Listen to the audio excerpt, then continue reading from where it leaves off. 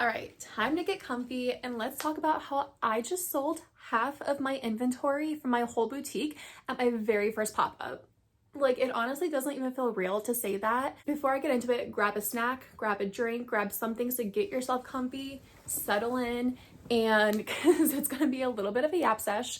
How I found this market. So my very first market was Kingdom Creations Market in Orlando, Florida in September.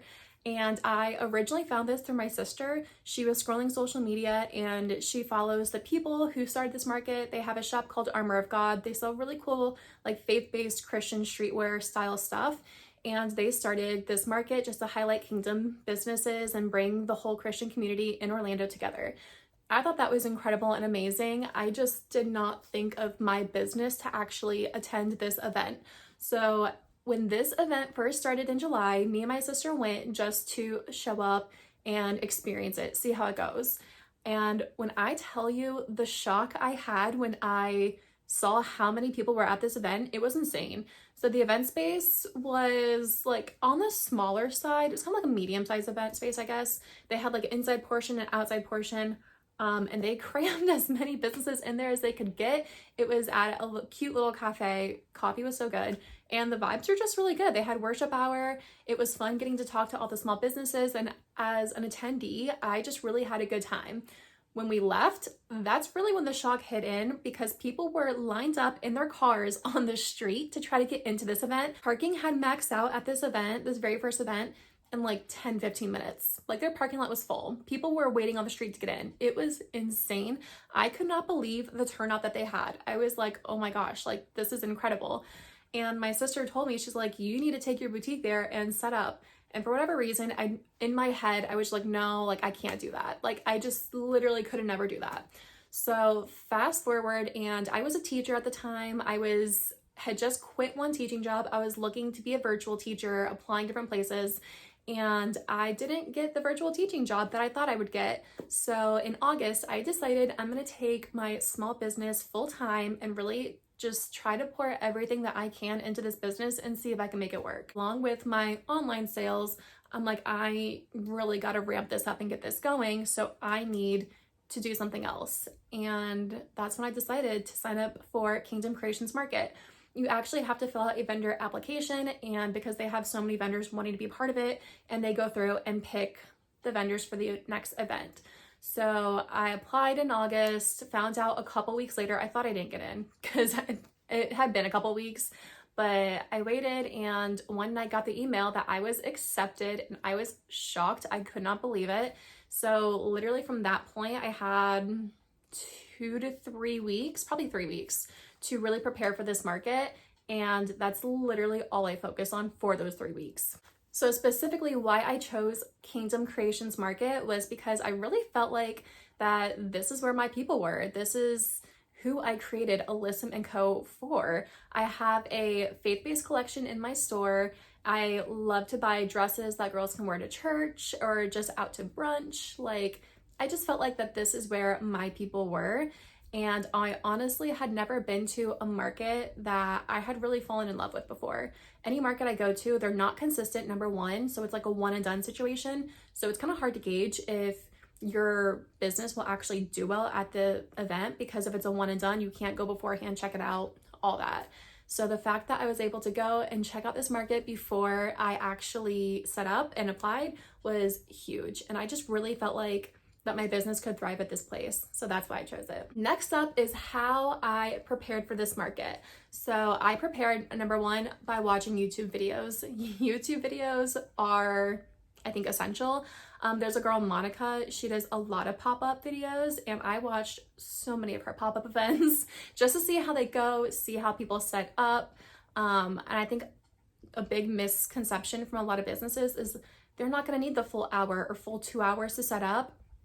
Let me tell you, you do.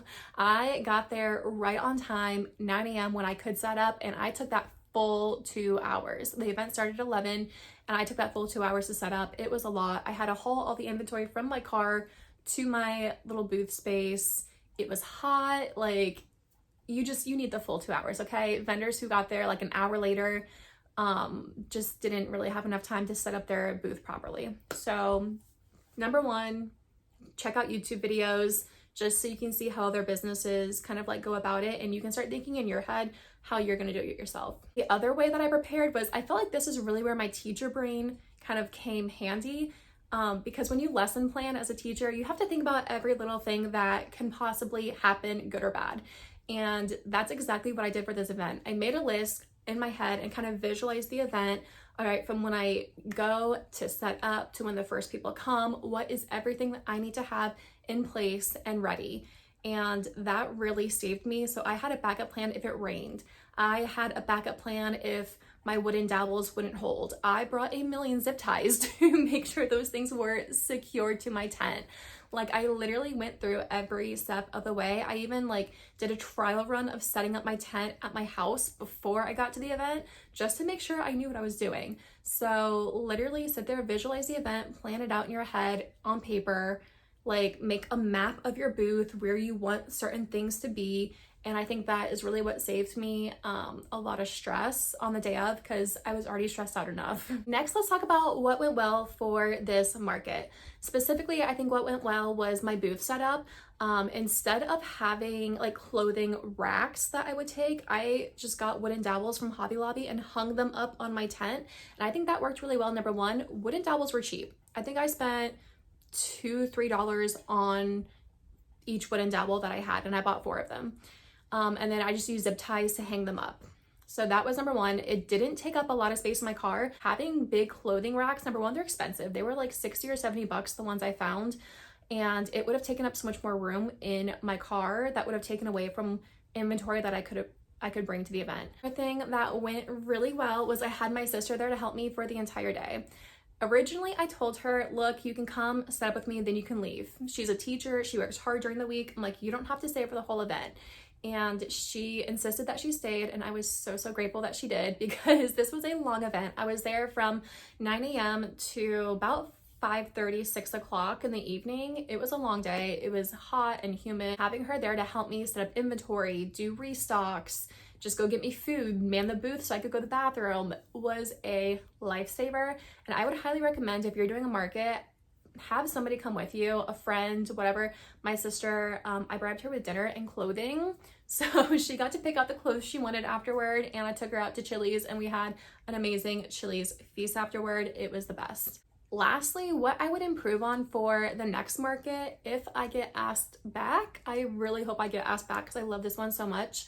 What I would improve on is bringing bigger fans. I had like a little handheld fan to use to cool off. I brought like Prime and water, but honestly, the heat and humidity really got me that day, because I was already a little stressed and nervous beforehand. So that kind of like amped up emotions. And then you're outside in, you know, the muggy Florida weather, and it just kind of really weighed down on me. So I brought enough water. I would bring more Prime, bring bigger fans to help cool me off, my sister off, and bring sunblock. I would also bring stools, like little pop-up stools. I didn't bring pop-up like chairs, big foldable chairs, because again, the room in my car, I really didn't have any extra room in my car to bring anything. My feet were killing me by the end of the event. So next time I am bringing a little pop-up stool that I can use to rest on, because I will be on my feet most of the event. I was up talking to people, helping people, but when I had little pockets where nobody was there, I just need a minute to sit down, rest my feet, and like compose myself, you know? Last thing I would fix was I just need to refine the inventory I bring. This being my first event, I wasn't sure what to expect, so I brought every piece of clothing I own. Sweaters, sweatpants, shirts, rompers, like literally everything I own, I brought. I know I didn't need to bring everything, but I didn't know what would sell. So it was like so insanely hot. A lot of people didn't want to buy fall sweaters yet in Florida, which obviously makes sense, but you never know, because I did sell a few sweaters, but really what sold out was the faith-based t-shirts, which makes sense because it's a faith-based event. All my t-shirts gone. Like literally, I think I left the event with one. Really just working on refining the inventory I bring. I'm gonna bring a whole lot more new faith-based t-shirts, and just kind of like start tweaking and really getting down what people want at these events and markets. But I hope you found this video helpful if you're going to your first market. If you want any more explanations or details about anything, drop it in the comments. And fingers crossed I get to go to the October Kingdom Creations Market because I would love to be there. It was such an amazing opportunity. They had a Christian DJ, a worship hour, the nicest people showed up, and I just absolutely had a blast as a vendor. And yeah, it was a really big growing step for my business to be able to sell out of half of our inventory. It was incredible, and I just can't wait to go back. So fingers crossed, praying that I get to go back.